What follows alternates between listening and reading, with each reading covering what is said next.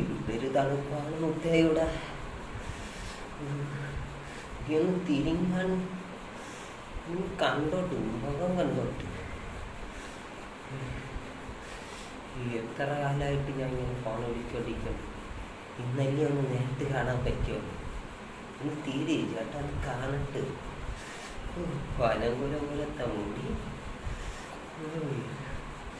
കണ്ടാ അറിയാം അപ്സരസാണെന്ന്. ഒന്ന് തിരിഞ്ഞിട്ടെൻ്റെ മുഖം ഒന്ന് കാണട്ടെ ചേട്ടായി. തിരി